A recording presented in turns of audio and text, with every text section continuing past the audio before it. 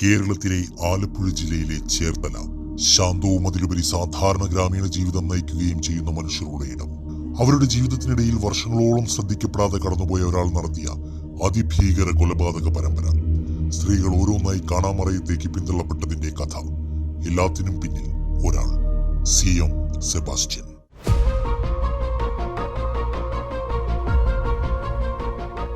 ആരാണ് CM Sebastian? ദൃഢഗാത്രനായ 68 വയസ്സുള്ള പുരുഷൻ, അറിയപ്പെടുന്ന റിയൽ എസ്റ്റേറ്റ് ബ്രോക്കർ. അതിലുപരി സുഹൃത്തുക്കളും ബന്ധുക്കളും ഒക്കെ പറയുന്നത് പോലെ സംസാര ശൈലി കൊണ്ടും സൗമ്യമായ പെരുമാറ്റം കൊണ്ടും ഏതൊരാളിലും വിശ്വാസം വളർത്തുന്ന വ്യക്തിത്വത്തിനുടമ. വിപണിയിൽ ഇടപെടലുകൾ നടത്തുന്നതിലെ അഗ്രഗണ്യൻ. കൗശലം കൊണ്ട് സ്ത്രീകളോട് സൗഹൃദം സ്ഥാപിക്കാനുള്ള കേൾപ്പുള്ളവൻ. സഹായം വാഗ്ദാനം ചെയ്യുന്ന നൈർമല്യമുള്ള മനസ്സ്. ഇതാണ് നാട്ടുകാർ കണ്ട CM സെബാസ്റ്റ്യൻ. പക്ഷേ പുറത്തു കാണിച്ച സൗമ്യതയ്ക്കുള്ളിൽ ഒരു കൊലയാളി മനസ്സ് ഒളിഞ്ഞിരിക്കുന്നുവെന്ന് കാലം ഒരുപാട് പിന്നിക്ക ശേഷമാണ് നാട്ടുകാർക്ക് മുന്നിൽ തെളിഞ്ഞു വന്നത്. നിലവിലെ വിവരങ്ങൾ അനുസരിച്ച് 2006 സെബാസ്റ്റ്യന് മുന്നിൽ ആദ്യ ഇരയെത്തുന്നത്. ചേർത്തല സ്വദേശിനിയായ ബിന്ദു പത്മനാഭൻ. ഭർത്താവിനൊപ്പം തുടർന്നു പോകാൻ കഴിയാത്ത വിധം അകന്നുപോയ ഒറ്റപ്പെട്ട ജീവിതം. താങ്ങായും സഹായമായും സെബാസ്റ്റ്യൻ എത്തിയതോടെ ഇരുവരും സൗഹൃദത്തിലാകുന്നുണ്ട്. പതിവ് തന്ത്രങ്ങൾ പയറ്റിയ സെബാസ്റ്റ്യൻ വീട് വാങ്ങാൻ സഹായിക്കാമെന്ന് പറഞ്ഞ് ബിന്ദുവിന്റെ അടുത്തുകൂടി. ആ വർഷം തന്നെ ബിന്ദുവിനെ കാണാതാവുകയും ചെയ്തു. പോലീസ് അന്വേഷണം പക്ഷേ എങ്ങും എത്തിയില്ല. പിന്നീട് ബിന്ദുവിന്റെ സ്വത്ത് രേഖകൾ സെബാസ്റ്റ്യന്റെ പേരിൽ വ്യാജമായി കൈമാറ്റം ചെയ്യപ്പെട്ടുവെന്ന് പോലീസ് കണ്ടെത്തുന്നുണ്ട്.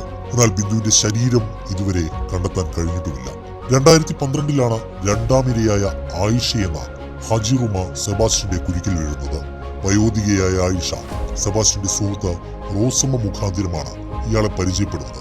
ജീവിതത്തിൽ കുടുംബത്തിന്റെ പിന്തുണ കുറവായതിനാൽ സെബാസ്റ്റ്യന്റെ സഹായ വാക്കുകളിൽ അവർ വിശ്വാസം അർപ്പിച്ചുപോയി. ആ ഒരു തെറ്റ് മാത്രമാണ് ആയിഷ ചെയ്തിട്ടുള്ളത്. 2012 റോസമ്മയുടെ കൂടെ വീട്ടിൽ നിന്ന് പോയ ആയിഷ പിന്നീട് തിരിച്ചു വന്നിട്ടേയില്ല. ഒടുവിൽ സെബാസ്റ്റ്യന്റെ സ്ഥലത്ത് നടത്തിയ പരിശോധനയിൽ സ്ത്രീകളുടെ വസ്ത്രങ്ങൾ, ബാഗുകൾ, സ്വർണ്ണാഭരണങ്ങൾ എന്നിവ പോലീസ് കണ്ടെത്തുന്നുണ്ട്. അവയിൽ ചിലത് ആയിഷയുടേതാണെന്ന് തിരിച്ചറിയുകയും ചെയ്തു. 2020 മൂന്നാം ഇരയായ സിന്ധുവിനെ ചേർത്തലയിൽ നിന്ന് കാണാതാവുന്നത്. അപ്പോഴേക്കും സെബാസ്റ്റ്യൻ സിന്ധുവിനോട് അടുപ്പം സ്ഥാപിച്ചു കഴിഞ്ഞിരുന്നു. പള്ളിയിലേക്ക് പോകുന്നുവെന്ന് പറഞ്ഞ് വീട്ടിൽ നിന്ന് പോയെങ്കിലും സിന്ധുവും പിന്നെ തിരികെ വീട്ടിലേക്ക് എത്തിയിട്ടില്ല. സെബാസ്റ്റ്യന്റെ വീട്ടിലേക്കാണ് സിന്ധു അവസാനമായി യാത്ര ചെയ്തതെന്ന് അന്വേഷണ സംഘം കണ്ടെത്തുന്നുണ്ട്. കഴിഞ്ഞ ദിവസം സെബാസ്റ്റ്യൻ വീടിന്റെ പരിസരത്ത് നടന്ന പരിശോധനയിൽ നിന്ന് കിട്ടിയ അസ്ഥികളിൽ ചിലത് സിന്ധുവിന്റെ DNA പൊരുത്തപ്പെട്ടേക്കുമെന്നും അന്വേഷണ സംഘം കരുതുന്നുണ്ട്. റിപ്പോർട്ടുകൾക്കായുള്ള കാത്തിരിപ്പ് ആ നിലയ്ക്ക് തുടരുകയും ചെയ്യുന്നുണ്ട്. 2024 ജൈനമ്മ തിരോധാനമാണ് കേസിലെ ഏറ്റവും വലിയ വഴിത്തിരിവ്. സെബാസ്റ്റ്യന്റെ അക്കൗണ്ടിലെ 4ാമത്തെ ഇര 65-കാരിയായ ഏറ്റുമാനൂർ സ്വദേശിനി. 2024 ഡിസംബറിലാണ് ജൈനമ്മയെ കാണാതായത്. സെബാസ്റ്റ്യന്റെ വീട്ടിലേക്ക് പോകുന്നുവെന്ന് പറഞ്ഞാണ് ജൈനമ്മ വീട്ടിൽ നിന്ന് പുറപ്പെട്ടത്. പിന്നീട് ഒരു വിവരവും കുടുംബത്തിന് കിട്ടിയിട്ടില്ല എന്നുള്ളതാണ്. ആദ്യം ലോക്കൽ പോലീസും പിന്നീട് ക്രൈംബ്രാഞ്ചും അന്വേഷണത്തിലേക്ക് എത്തുന്ന സാഹചര്യമുണ്ടായി. ജൈനമ്മയുടെ ഫോൺ ടവർ ലൊക്കേഷൻ ജൈനമ്മ നേരിട്ട് സെബാസ്റ്റ്യന്റെ വീട്ടിലെത്തിയതിന്റെ സൂചനകളാണ് പങ്കുവച്ചത്. പോലീസ് നടത്തിയ പരിശോധനയിൽ സെബാസ്റ്റ്യന്റെ വീട്ടിൽ നിന്ന് ജൈനമ്മയുടേതെന്ന് സ്ഥിരീകരിച്ച സ്വർണ്ണാഭരണങ്ങൾ കണ്ടെടുത്തു.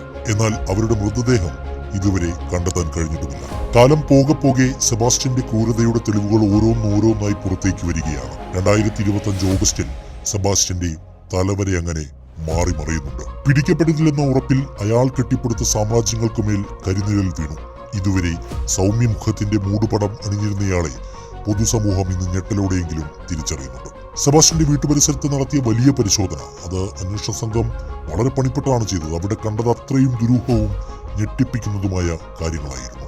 20ലധികം മനുഷ്യാസ്ഥികൾ, പലതും ചുട്ടു നശിപ്പിച്ചതായി പോലീസ് കണ്ടെത്തി.